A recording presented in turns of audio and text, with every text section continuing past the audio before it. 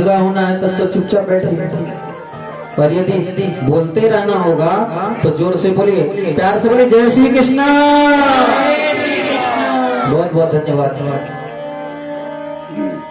भगवान को यह भक्ति बिल्कुल भाती है, ये है मन भक्ति जिसमें कामना ही कामना है। देखो, दूसरी भक्ति का नाम है अमल भक्ति। ये अमल भक्ति क्या होती है आपको बता दूं। जैसे देखो, किसी किसी को इसकी अमल होती है, समझ गए होंगे आप, होती है। जब इसकी अमल लग गई तो अपने बाप से भी मांग के खा लेंगे, शर्माएंगे नहीं। प्यार से बोले, जय श्री कृष्ण। जय श्री कृष्ण। अमल चढ़ गया, बाप से मांग ली, कोई शर्म नहीं। किसी किसी को इसकी अमल लग जाती है।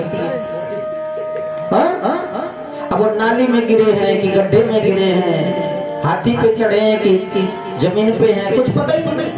उनको दुनिया का लोक लाज नहीं लगता, संसार से कोई भय नहीं होता।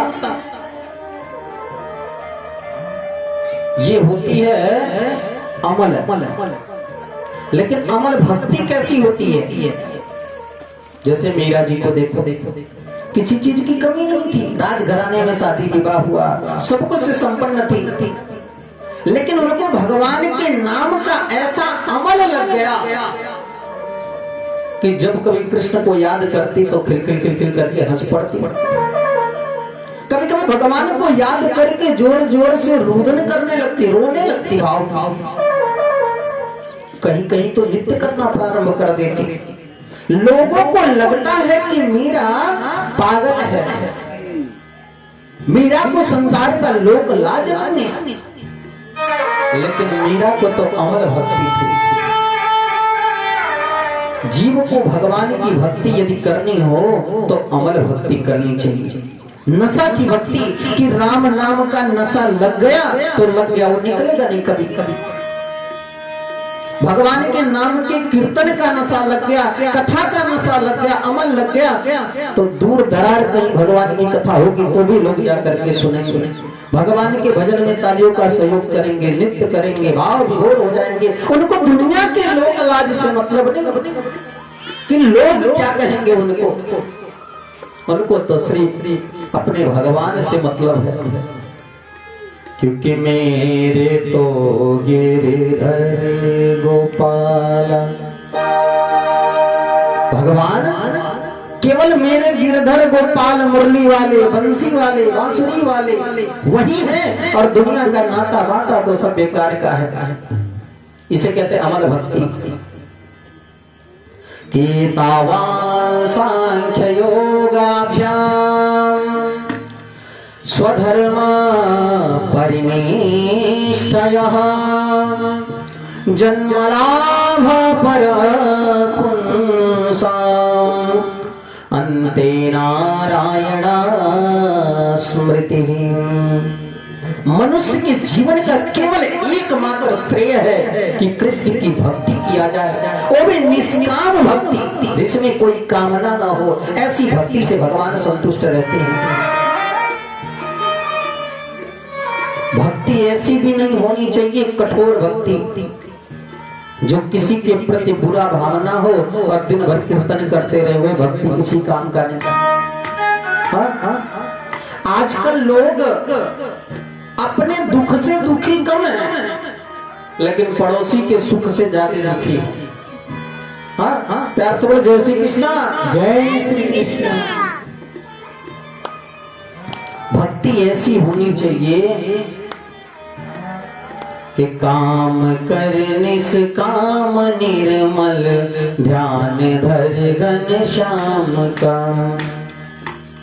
निष्काम भक्ति हो, कोई कामना जिसमें ना हो।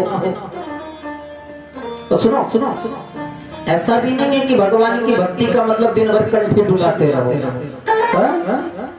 बच्चा दूध से तड़प रहा है, दूध मांग रहा है, आप अगरबत्ती दिखा दीजिए, ऐसी भक्ति नहीं। भक्ति तो केवल एक क्षण की होती है, एक मिनट की होती है, एक दिन की होती है। जितना हो सके निष्काम भक्ति एक क्षण करो, लेकिन उस समय आपका मन केवल भगवान में होना चाहिए, संसार में नहीं होना चाहिए। और दिन भर पूजा करते रहो, मन कहीं इधर उधर भटकता रहे तो उस पूजा का कोई मतलब नहीं निकलता है। आपको मालूम है मनुष्यों का आयु बहुत कम है इस कलयुग में, बहुत कम है। जब सतयुग था उस समय इसी मनुष्यों की आयु 1,00,000 वर्ष हुआ करती थी, इसी मनुष्यों की आयु। और जैसे त्रेता युग का आगमन हुआ तो 1 जीरो हट गया, 10,000 वर्ष की इसी मनुष्यों की आयु हो गई। और त्रेता के बाद जैसे द्वापर का आगमन आया तो 1 जीरो और हट गया, मनुष्यों की आयु हो गई 1,000 वर्ष। और महाराज क्या बताऊं आपसे, द्वापर गया, कलयुग का जैसे ही आगमन हुआ तो 1 जीरो और हट गया, मनुष्यों की आयु हो गई शतम जीवे न शरदः शतात, 100 वर्ष की आयु हो गई। प्रश्न आयु का नहीं है, प्रश्न जीने का नहीं है, प्रश्न मरने का भी नहीं है। प्रश्न यह है कि इस 100 वर्ष में हम करते क्या हैं, हमें करना क्या चाहिए।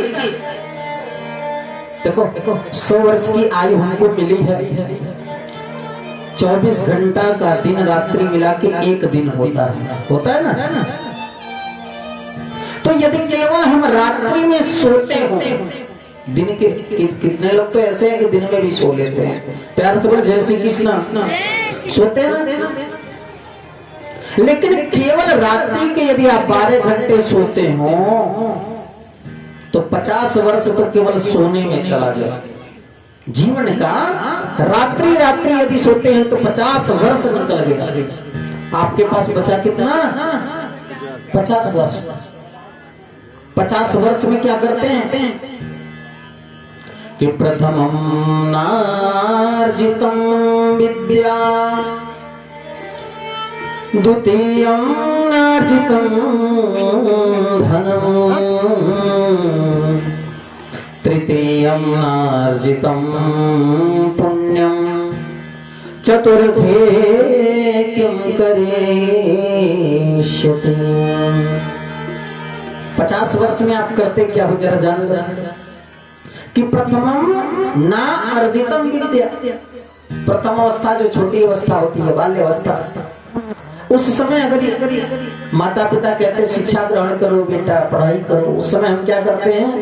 घुमाई करते हैं, खूब खेलते हैं। प्रथमम ना अर्जितम विद्या, प्रथम अवस्था धीरे धीरे धीरे धीरे करके निकल जाती है खेल कूद में। द्वितीय ना अर्जितम धनम, जब आपने शिक्षा ही नहीं अध्ययन किया तो धन कैसे कमाओगे? मान लो जैसे तैसे कमाना भी चाहिए। द्वितीय नार्जितम, दूसरी अवस्था जब हुई तो आपको विदेश परदेश कहीं जाना चाहिए और जा करके ढेर सारा धन कमाना चाहिए। लेकिन द्वितीय नार्जितम धन, दूसरी अवस्था आप करते क्या हो? भगवान की कृपा बस शादी विवाह हो जाता है, हो जाता है। अब तो श्रीमती जी के आदेश का पालन करना है। खड़े हो जाओ, खड़े हो गए, बैठ जाओ, बैठ गए, ससुराल चले जाओ, चले गए।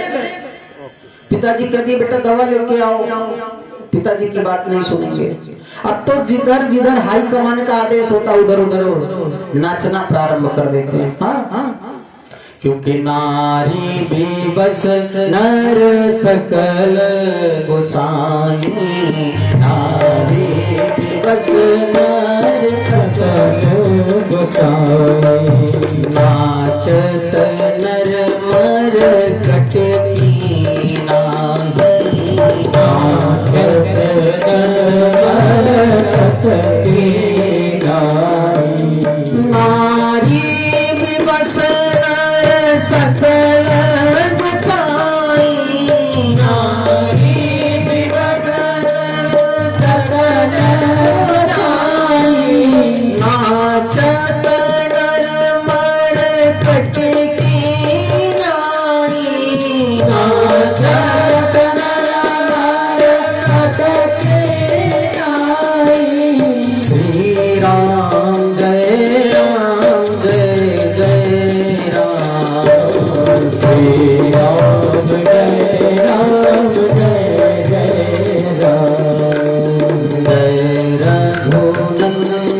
जय घनश्याम जय रघुनंदन जय घनश्याम। नारी दिवस नर सकल गोसाई और नाचत नट मरकट की नाई। बंदर के समान नाचना शुरू कर दी और श्रीमती जी जैसे घुमाती वैसे श्रीमान जी घूमना प्रारंभ। धीरे धीरे धीरे धीरे करके दूसरी अवस्था भी बीत गई। ऐसा नहीं कि हम आप ही के लिए कह रहे हैं, आपका भी वही दशा है। प्यार से बोलो जय श्री कृष्ण जय श्री कृष्ण।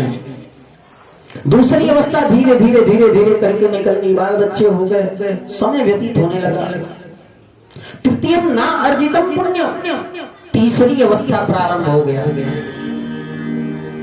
तीसरी अवस्था में तो पुण्य करना चाहिए, ज्यादा से ज्यादा यज्ञ करना चाहिए, जप करना चाहिए, तप करना चाहिए, पूजा करना चाहिए, ध्यान करना चाहिए, भगवान की कथा सुननी चाहिए।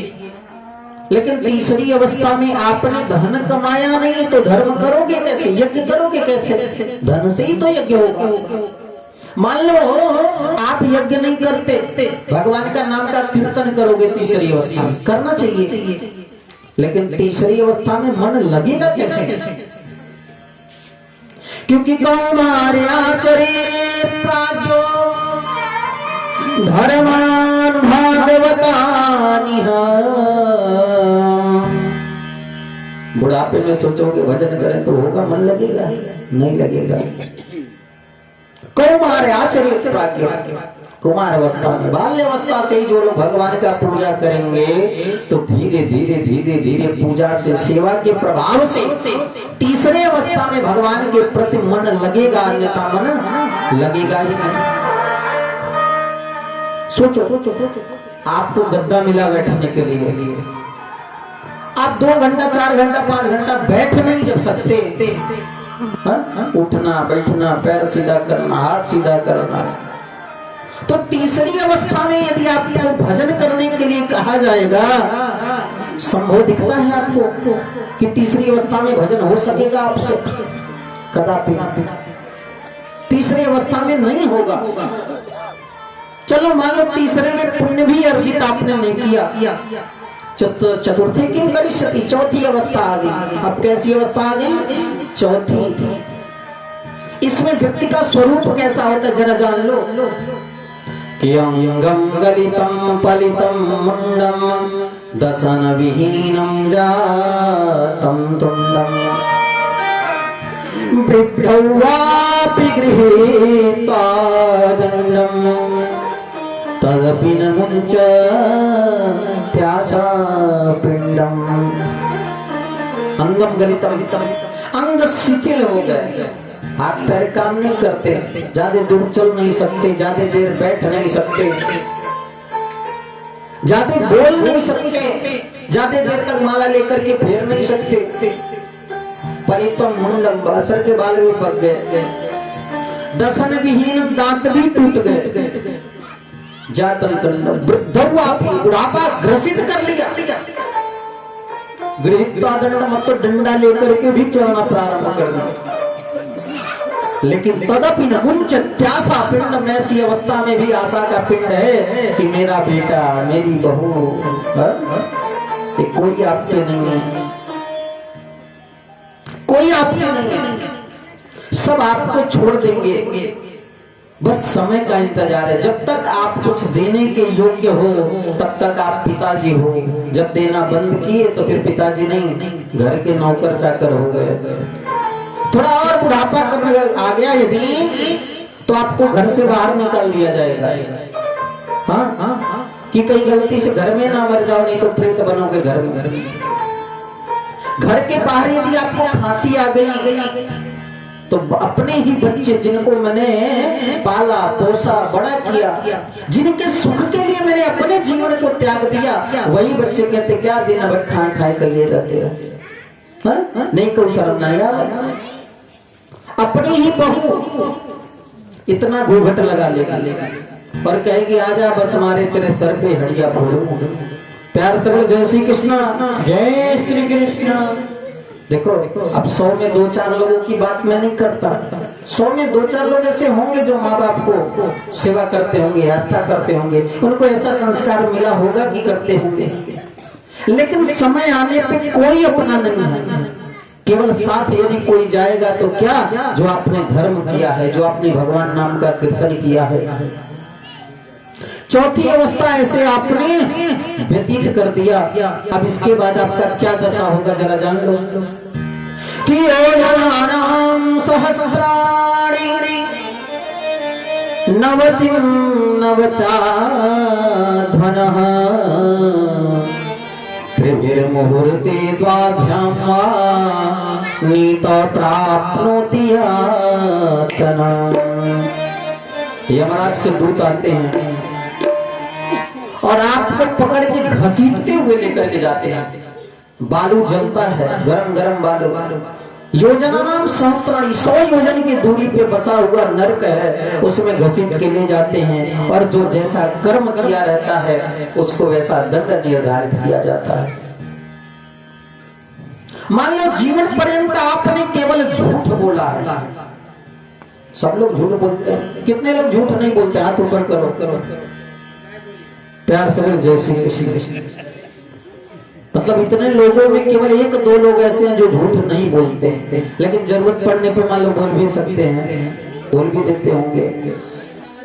सब लोग झूठ बोलते हैं, कोई थोड़ा बोले कोई ज्यादा बोले, क्योंकि सबसे अपराध होता है, हमसे भी होता है।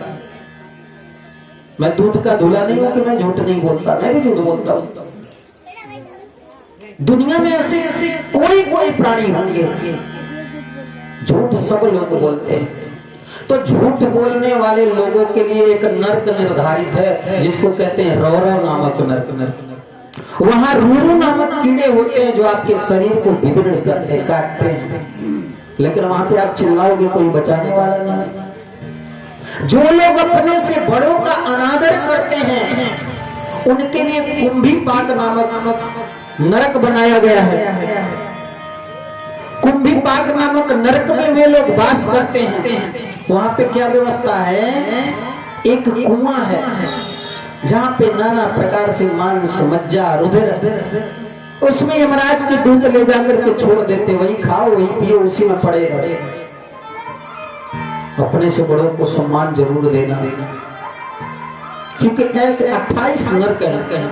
तत्र हि नरकानि कविंसति गणयन्ति यथांस्ति राजनाम रूपलक्षणतो नुक्रमिष्यामस्त्रामिस्त्रोन्नता रौरव महारौरव कुंभीपाक कालसूत्र असिपत्रवन सूकरमुख मंदकूट कृमि भोजन संदन सस्तप्त सुरनिर वज्रकंटक सालमलि वैतरणी पुयोद प्राणरोधो विशेषणं लाला भक्ष सारमेद बनमी विचिर पानमिति किंचित क्षार करदमो रक्षोग्र भोजन।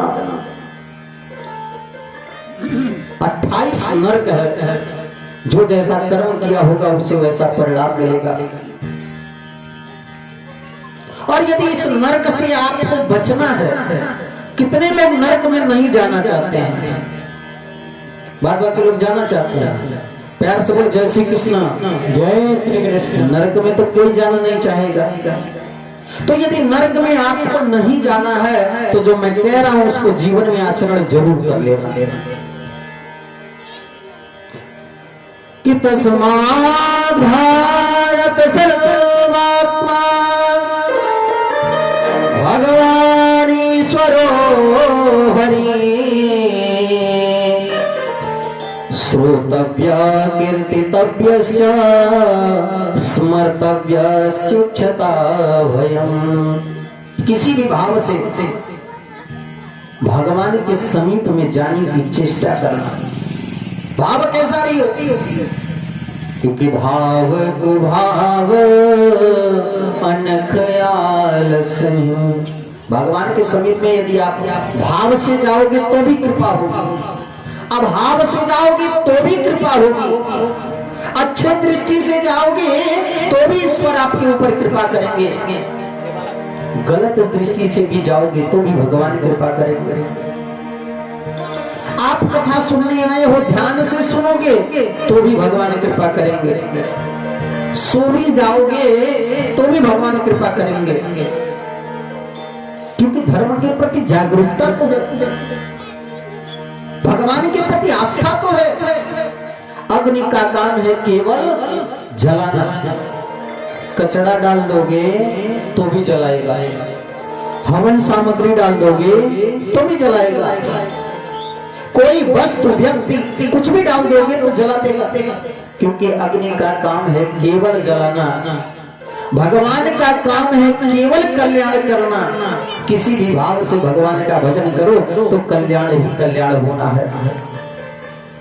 पहला चीज तो ये करना, भगवान के समीप जाने की चेष्टा। और यदि नरक में आपको नहीं जाना है तो प्रातः काल उठने का प्रयास करना। प्यार से बोलो जय श्री कृष्ण। जय श्री कृष्ण। प्रातः काल जल्दी उठने का प्रयास करना। ऐसा नहीं 10 बजे तक सोते रहो, 12 बजे तक सोते रहो। सोना तो है ही, रात्रि में शयन करें। प्रातः काल जितने जल्दी आप उठने का प्रयास करोगे, घर में कभी अशांति नहीं होगी। ध्यान से सुनना। प्रातः काल जितना जल्दी घर के परिवार के लोग उठ जाते हैं तो घर में वास्तु संबंधी कोई दोष नहीं रहता, वास्तु दोष का निवारण भी होता है। प्रातः काल जगने की वजह से आपके घर में घर का दरवाजा खोल दिया जाएगा, खिड़कियां खोल दी जाएंगी, जिससे सूर्य की रोशनी घर में पहले प्रवेश करेगी तो घर में किसी प्रकार से धन धान्य की कमी नहीं होगी। प्रातः उठने का प्रयास करें। सुनो सुनो, उठते उठते झाड़ू लगाने का प्रयास करें, सफाई। और झाड़ू लगाते लगाते भगवान का भजन भी करना प्रारंभ करें, क्योंकि काम करते चलो नाम जपते चलो, काम करते चलो नाम जपते चलो, काम करते चलो नाम जपते चलो, काम करते चलो नाम जपते चलो, हर समय कृष्ण का ध्यान धरते चलो, हर समय कृष्ण का ध्यान धरते चलो, मुरली वाले हो, मुरली वाले को मन में बसाते चलो, मुरली वाले को मन में बसाते चलो, कृष्ण गोविंद गोपाल गाते चलो, कृष्ण गोविंद गोपाल गाते चलो। सुनो, काम करते चलो नाम जपते चलो। ऐसा नहीं कि झाड़ू लगा रहे तो मुंह बंद करके झाड़ू लगा रहे। हमारी माता जी प्रातः काल उठती हैं तो झाड़ू लगाती हैं, कहती हैं कभी राम बन के कभी श्याम बन के चले आना प्रभु जी चले आना। हम गाने के लिए नहीं कह रहे हैं, हम अपने घर की बात आपको बता रहे हैं। प्रातः काल उठते उठते झाड़ू लगता है और पूरा कभी विष्णु बन के आना, लक्ष्मी जी को लाना, राम बन के आना, सीता को लाना, और न जाने क्या क्या पूरा वेद वेदांत चलता रहता है, केवल झाड़ू लगाते रहते। तो सुनो, घर में झाड़ू फेंक करके नहीं रखना, छुपा के रखना, क्योंकि झाड़ू सामने दिखने से धन की हानि होती है, लक्ष्मी रुष्ट होती है। तो झाड़ू को छुपा के रखना, घी का दीपक जलाना, जिससे धन धान्य से आप संपन्न होंगे। तो 2-4 चीजों पे गौर करना, तो ये सब काम प्रातः काल उठ करके करना। तो जब प्रातः काल जल्दी जगोगे तो ये सारे कार्य हो जाएंगे और घर में किसी प्रकार का कलह क्लेश नहीं होगा। तो जो लोग देर तक सोएंगे उनके घर में कलह होगा, बेवजह कलह होगा। तो प्रातः काल उठने का प्रयास करें, अपने से बड़ों को प्रणाम करने की चेष्टा करें, कोशिश करें। आप करोगे तो आपके बच्चे करेंगे। सूर्य हमें पूरा दिन रोशनी प्रदान करते हैं निःशुल्क, कुछ आपसे लेते तो नहीं है। कोई कुछ देता है सूर्य? नहीं देता है। रात्रि के लिए लाइट जलाते तो बिजली का बिल देना पड़ता है, देते कि आप सब लोग देते हैं। लेकिन भगवान सूर्य जो पूरा 12 घंटा आपको लाइट दिए हैं, आप उनके लिए कभी कुछ किए? नहीं कुछ किए। तो प्रातः काल उठ के 1 लोटा जल ही दे दिया करो। लेकिन ये तो तभी हो सकेगा जब प्रातः काल आप जल्दी उठोगे, कर का दर्शन करो, क्योंकि हाथ से कर्म कर्म करते हैं। कराग्रे वस्ते लक्ष्मी कर मध्य सरस्वती कर मूले स्थितो ब्रह्मा प्रभाते कर दर्शन, कर का दर्शन करो सो के उठो तो। लेकिन आजकल तो लोग चाय का इंतजार करते हैं। प्रभाते कर दर्शन नहीं, प्रभाते कप दर्शन। श्रीमती जी कप लेकर के आ गई चाय, तब श्रीमान जी चदरिया से मुख को निकालेंगे। ऐसा नहीं, प्रातः काल उठने का, जल्दी उठने का प्रयास करिए। और सुनो, हम यह भी नहीं आपसे कहते कि आप दिन भर भगवान का भजन करो। 24 घंटे में नियम बना लो कि 1 मिनट भगवान के लिए, पूरा दिन आप अपने लिए करो। जो करना है पढ़ो, लिखो, खाओ, पियो, घूमो, सब कुछ करो। लेकिन 24 घंटे में 1 मिनट केवल ईश्वर के लिए निकालो, कन्हैया के लिए निकालो। वह 1 मिनट, रोज का एक मिनट जुड़ेगा और ढेर संख्या में पुण्य हो जाएगा और आपको नरक नहीं जाना पड़ेगा। 1 मिनट भगवान का भजन करो, लेकिन नियम पक्का होना चाहिए। और वो 1 मिनट के भजन में कोई कामना भी नहीं होना चाहिए कि भगवान हमें ये दे देना। नियमतः 1 मिनट भगवान का, ईश्वर का भजन करो और आपको नरक में नहीं जाना पड़ेगा। यही मनुष्यों के जीवन का श्रेय है। भगवान ने इसीलिए आपको भेजा है कि कृष्ण की भक्ति करो। काम सब करो, लेकिन कृष्ण की 1 मिनट भक्ति जरूर करो। प्यार से बोले जय श्री कृष्ण, क्योंकि यही परम श्रेय है। हो तेरे चरण कमल